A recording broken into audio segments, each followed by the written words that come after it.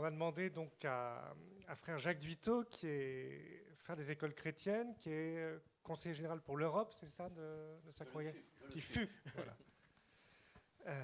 À sœur Marie Candegris, qui est sœur du Bon Pasteur, Notre-Dame de la Charité du Bon Pasteur. Voilà. Et puis au père Didier Noblot, qui lui est prêtre diocésain et directeur adjoint du service national pour l'évangélisation des jeunes et pour les vocations. Donc de réagir. Je vais me tourner peut-être pour commencer vers le frère Jacques Duiteau, qui me disait, donc vous, c'est plus sur la première partie justement des premières diapositives qu'on a vues tout à l'heure, que vous souhaitiez réagir. On va réagir chacun un petit mot, puis après on pourra débattre, et vous-même pourrez aussi poser des questions. Oui, alors, j'avais envie de réagir effectivement sur les premières diapos, c'est-à-dire celles qui touchent l'existence de Dieu et celles qui touchent le lien entre, j'allais dire, développement personnel, réussir sa vie, le bonheur, et puis, disons, la spiritualité. Bon, il me semble que ces éléments touchent les fondements de la vie religieuse. C'est pour ça que je trouve que c'est important de les relever. C'est-à-dire, ça rend pensable ou non l'idée d'une vie religieuse. En effet, le religieux ou la religieuse, par définition, c'est un croyant. C'est quelqu'un qui croit que Dieu n'est pas mort. Bon. Et en même temps, c'est quelqu'un, comme tout être humain, qui veut réussir sa vie, forcément. Donc, je me dis, c'est intéressant de voir quel lien le public, le grand public, fait avec cela. Et si j'en crois le sondage, alors bien sûr, les chiffres, on peut toujours les interpréter dans un sens ou dans un autre. C'est la bouteille à moitié vide ou la bouteille à moitié pleine. Bon, ça, chacun réagit comme il veut.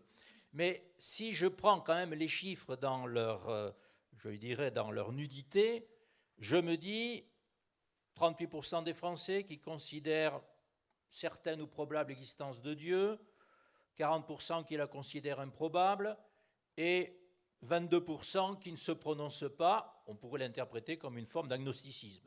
Je ne sais pas. Bon.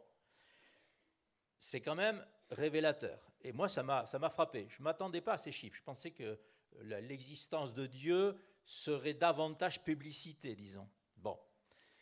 Et au sujet de la question du bonheur, pour résumer rapidement, on dit que, bon, 37%, c'est la dimension spirituelle ou religieuse très importante ou importante pour réussir sa vie.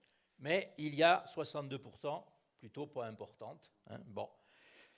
Alors, je me dis, devant ces chiffres, on peut avoir plusieurs interprétations, bien sûr. Pour ma part, j'ai eu deux réactions.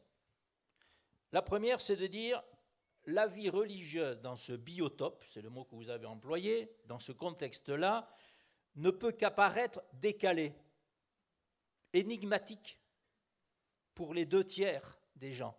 Ce n'est pas simplement le style de vie qui est énigmatique, c'est les fondements même de la vie qui sont énigmatiques. Et je repense à ce que disait le père de Certeau lors d'un sermon qu'il avait fait. Bon.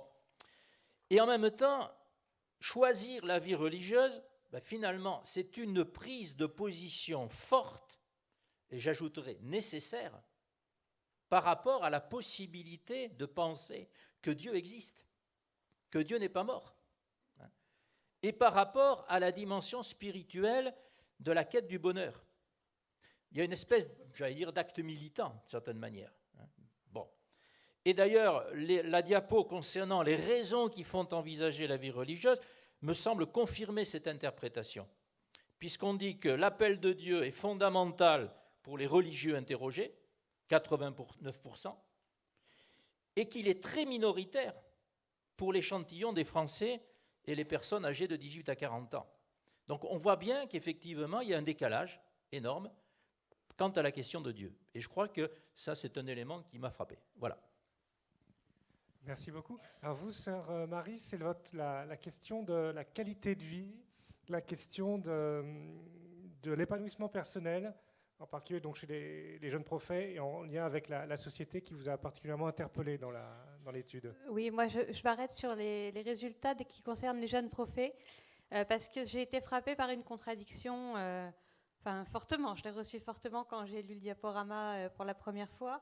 En fait, on s'engage dans la vie religieuse, comme ça a été dit, parce que c'est une réponse à un appel de Dieu pour 82%, 89% des religieux.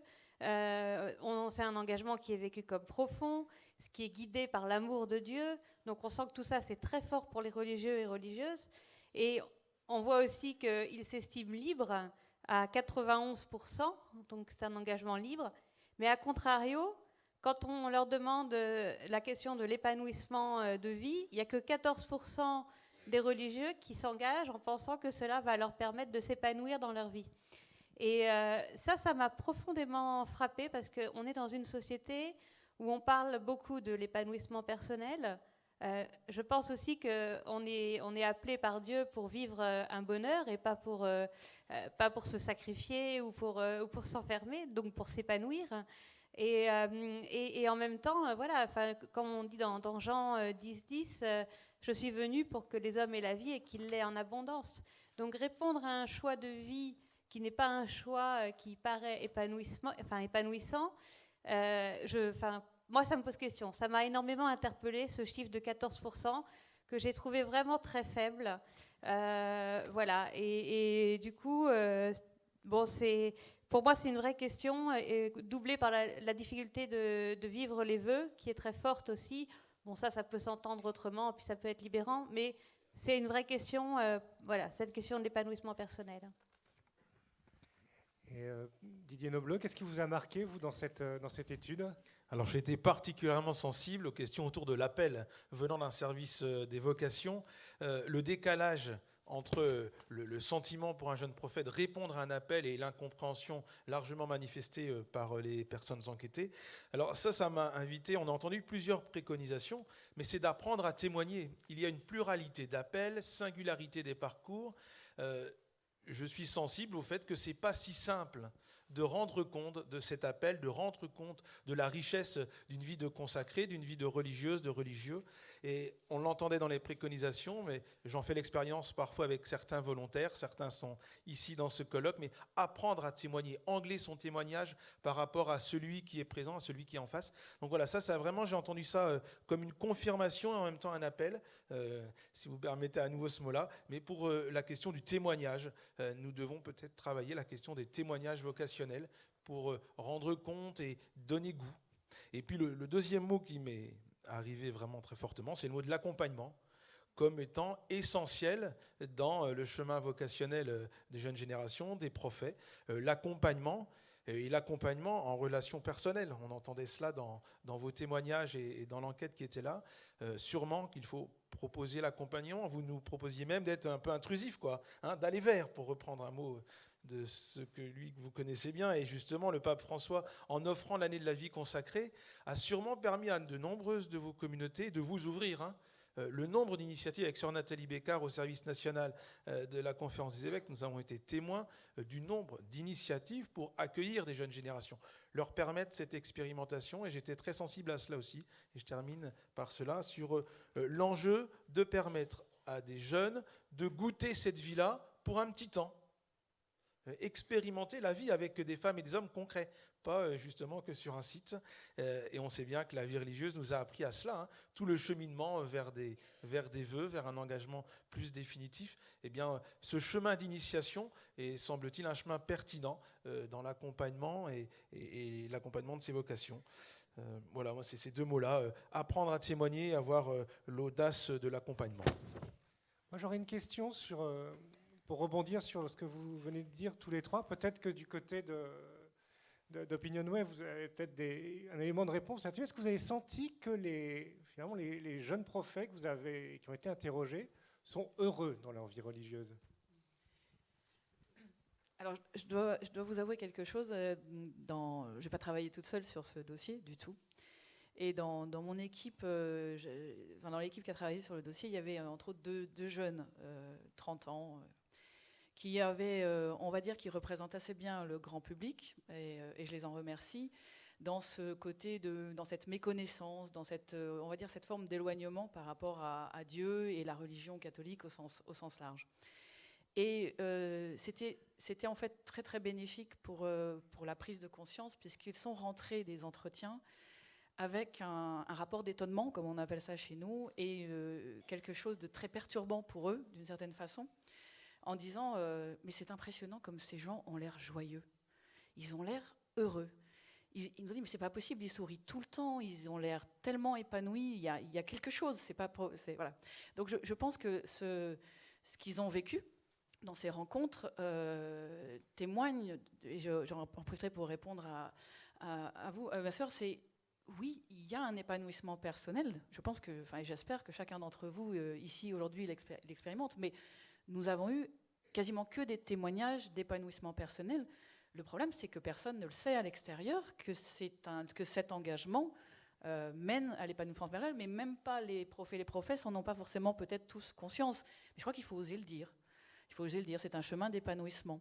Mais peut-être, et surtout plus, et je dis plus, d'avilissement, d'asservissement, même si le respect de ses vœux est contraignant. Mais je sais que c'était un point que vous vouliez aborder. Pourquoi reste-t-il si c'est si difficile ?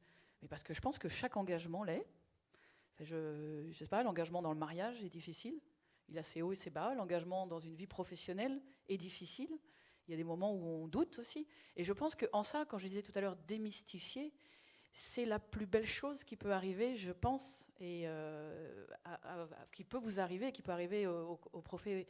Parce que partir du même niveau et de se dire que c'est pour faire grandir, alors ça devient possible et accessible à beaucoup plus. Et on sait bien que le nombre d'années, moi j'ai été impressionnée, le nombre d'années que dure, une fois que vous êtes entré novice, ou postulant, selon les termes, et le nombre d'années avant les vœux perpétuels, mais c'est un chemin énorme. Vous avez des gens, dans mon équipe, ils sont déjà atteints presque le grade supérieur au bout de 9 ans comme ça. Donc je veux dire, c'est que le cheminement, il est tellement bien construit derrière qu'il ne faut pas avoir peur de faire venir des gens qui ne sont pas déjà sûrs qu'ils veulent en s'engager. Parce que c'est après que ça vient, que la certitude se construit. Donc voilà, c'est un peu ce que nous allons.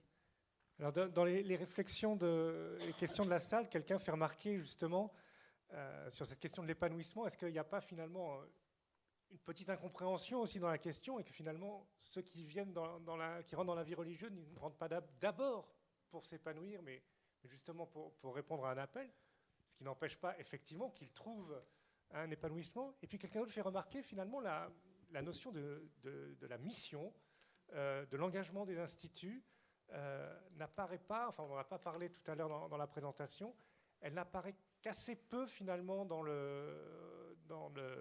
l'enquête. Derrière en tout cas la qualité de vie, derrière le style de vie, le style de prière. Qui veut réagir, frère Juste un point sur l'épanouissement et lever cette possible incompréhension qui montre qu'on a manqué de pédagogie là-dessus. C'est une liste. On propose aux gens une liste. Pour vous, quelles sont les principales raisons qui peuvent faire envisager à quelqu'un un choix de ce type de vie ? Et ça arrive en dernier. Le sentiment que cela permet de s'épanouir, ça arrive en dernier et quasiment dans toutes les catégories. C'est-à-dire qu'on n'est pas là, en tout cas c'est le rendu, quand on fait le choix ou quand on envisage ce type de vie, c'est pas dans une logique interpersonnelle, et le grand public est d'accord avec ça. J'y vais parce que ça va me permettre de m'épanouir. J'y vais parce que j'ai la foi. J'y vais parce qu'il y a une réponse à un appel de Dieu. J'y vais parce que j'ai envie d'un engagement total. J'y vais parce que j'ai le désir d'une vie pleine de sens. J'y vais parce que j'ai envie d'être utile aux autres par la prière. J'y vais pour ça. Et aussi, mais de façon finalement assez mineure, j'y vais parce que j'ai le sentiment que cela permet de s'épanouir. Donc, on ne dit pas que ça ne permet pas de s'épanouir. On ne dit pas que ce n'est pas un des éléments du mix global. Cependant, il est très marginal par rapport à, et notamment chez les prophètes, par rapport à des éléments plus structurants, engagement total, réponse à un appel de Dieu, désir d'une vie pleine de sens, des choses qui sont l'envie d'être utile aux autres par la prière, tout ça est plus fort que l'envie de s'épanouir dans le projet et dans la construction de cet élément-là. Et juste un dernier mot sur l'autre question que vous posez sur les missions de l'Institut. De la même manière, enfin d'une autre manière, là on n'est pas dans une liste, hein, chacun est jugé pour lui-même, et très clairement, la spécificité des pratiques religieuses, elle est plutôt en retrait par rapport aux éléments qui effectivement sont importants quand on décide quelque chose et quand on passe à l'acte, et qui sont des éléments effectivement de qualité de vie et sur lesquels les prophètes nous disent il y a une petite alerte, quoi. On nous en demande beaucoup peut-être. On ne nous laisse pas nous reposer. Le temps finalement personnel est relativement faible. Frère Jacques Duiteau, sur la question de la mission des instituts. Alors, je ne sais pas si c'est la question de la mission des instituts, mais la mission tout court, j'allais dire. Ce qui m'a frappé dans le sondage, c'est la question de la fuite du monde. Moi, j'ai été étonné où cette question de la fuite du monde apparaît souvent, et l'utilité à la société. Bon, moi qui suis dans un institut pleinement inséré dans la société et dans un domaine de la société qui est l'éducation, qui est quand même un domaine central, je me dis, tiens, c'est étonnant que les gens ne perçoivent pas que les religieux sont pleinement insérés aussi dans la société. Et je me suis posé la question, mais ça, je ne sais pas, je ne connais pas la réponse, je me dis, est-ce que dans la représentation des gens, quand on parle de religieux, ce n'est pas encore le modèle monastique qui est prégnant. Et donc, c'est vrai que l'aspect plus, j'allais dire, plus apostolique, plus inséré dans la société, est peut-être plus ou moins occulté. Et j'ai été très frappé, par exemple, dans l'article de la Croix, on commence par parler de monial, et donc, voilà. Donc je me dis, il y a peut-être là un point aussi, quand vous parliez de visibilité de tout ça, je crois que le monde monastique est visible. Ça ne veut pas dire qu'immédiatement on va se précipiter au monastère, c'est pas ça. Mais il est très visible. Par contre, il y a tout un aspect de la vie religieuse qui est beaucoup plus souterrain, j'allais dire. Voilà. Alors justement, dans les questions qui viennent de la salle, il y a beaucoup de questions autour de la question de la visibilité, justement. La question de l'habit qui était présente aussi dans le questionnaire. Comment vous voyez cette visibilité? Comment rendre les religieux plus visibles? Est-ce que la question de l'habit, par exemple, est une réponse ou pas forcément? C'est une vraie question, en tout cas pour les jeunes religieux et religieuses aujourd'hui, c'est une vraie question. Maintenant, on vit dans un monde qui est laïque. Donc, à titre, là je peux parler à titre personnel, nous dans notre congrégation, certaines ont l'habit, d'autres ne l'ont pas, mais c'est en fonction de la mission et en fonction du but poursuivi. L'habit en soi, pour soi, c'est pas... Enfin, je trouve que ça veut rien dire. Ce qui compte, c'est dans quel but on met un habit et quelle est la finalité de cet habit. Après, c'est vrai qu'on est aussi dans un monde où on a besoin d'avoir une identité claire. Et peut-être notamment les jeunes catholiques et surtout aussi les jeunes religieux et religieuses, on est sans doute moins nombreux. Donc l'habit permet cette identité claire. Après, voilà, je pense que ça dépend vraiment de l'histoire aussi de chaque institut, de la finalité de chaque institut. Mais c'est une question qui est récurrente aujourd'hui.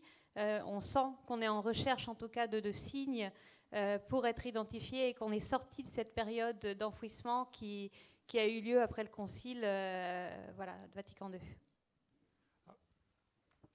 Sur cette question de l'habit, effectivement, on a posé plusieurs fois la question de l'habit dans le sondage. Elle ne pose pas réellement problème, hein, globalement. Et que vous dire sinon, je porte un habit, moi, quand je suis en relation avec un public. Et avec le public, et dans ma fonction, je porte un habit aussi. Et on voit bien que chez les prophètes, la réponse est très largement positive vis-à-vis de l'habit, dans le sens où ça ne crée pas de difficultés dans la relation avec l'autre. Alors, il y avait aussi pas mal de questions mais là, c'est sur l'enquête elle-même, sur la distribution de la population des prophets au sein de l'enquête. Je pense qu'elle va être disponible, sans doute, les résultats vont être disponibles sur le site de la Coref. Donc, je pense qu'on trouvera là les réponses qui étaient... Chacun pourra les trouver sur le site, les réponses à ces questions plus précises. Finalement, une question aussi dernière pour finir sur l'engagement. Il y a des gens qui disent, mais est-ce qu'il faut, par exemple, prévoir, imaginer des engagements à durée déterminée? Si ça existe déjà, il y a des vœux, on fait des vœux provisoires, on fait des premiers vœux avant des vœux définitifs. Est-ce que tout ce parcours, il n'est pas à faire plus connaître, justement? Alors, c'est une question, moi je vois dans mon institut, c'est une question qui de temps en temps fait débat. On dit, oui, les jeunes aujourd'hui veulent plus s'engager, toute la vie, tout ça. Bon. Moi, j'ai été très étonné, je ne vous le cache pas, du résultat du sondage, où l'engagement à vie, ça pose peut-être problème pour un quart. Le reste ne pose pas problème, quel que soit l'échantillon que l'on prenne. Donc, je pense que le problème, à mon avis, n'est pas là. C'est le problème de l'engagement tout court. C'est ça. Et par contre, ce qui a été souligné dans le sondage, c'est la capacité à tenir les engagements. C'est là où il y a un doute. Et là, je crois que c'est un doute utile. Saint-Marie. Oui, moi, juste sur l'engagement, c'est vrai qu'on entend souvent cette question, mais je trouve qu'on ne peut pas se donner à Dieu pour toujours de manière temporaire. Enfin, il y a un peu une contradiction dans « je quitte tout pour te suivre », mais en même temps juste pour 1 ou 2 ans, quoi. Parce que, donc pour moi, c'est une vraie question. Et si on fait le parallèle avec le mariage, on parle beaucoup en ce moment du mariage, de l'indissolubilité du lien, etc. Eh ben, le mariage, c'est aussi pour toujours. C'est un engagement vis-à-vis d'un autre avec Dieu pour toujours. Donc je pense que c'est... Voilà, il faut peut-être trouver d'autres modalités d'accueillir, pour faire découvrir, etc. Mais en tout cas, pas un engagement religieux temporaire. Sur cette question de l'engagement, on sent bien que ça rejoint ce que l'on voit au service jeunes et vocations, la peur de se tromper. La peur de se tromper, alors on hésite. Et puis l'enjeu d'une pédagogie de progressivité, petit à petit. On n'arrive pas à l'étage sans avoir pris quelques marches. Dans le chemin vocationnel, l'ascenseur, c'est jamais très simple. Et voilà, on sent bien ça, ça rejoint ce que nous percevons de façon expérientielle dans l'accompagnement des jeunes. Agnès, 30 secondes. 30 secondes. Alors, je dirais, je confirmerai ça, c'est-à-dire que de mon point de vue, et donc assez extérieur, remettre en cause le toujours serait une grossière erreur, je le dis comme ça. C'est plutôt, comme l'a dit Sœur Marie, c'est le comment. C'est le comment, c'est pas le but à atteindre qu'il faut changer. C'est comment je le tiens, c'est comment je le vis, c'est comment je le fais connaître, c'est comment il évolue, cet engagement. C'est-à-dire, il y a tout le chemin qui mène à l'engagement perpétuel, mais après, comment je vis une vie d'homme et de femme dans une société qui existe et qui est mouvante, et comment je m'insère et comment même ça peut changer. Les missions changent, et donc surtout pas, je pense. Mais le comment, oui.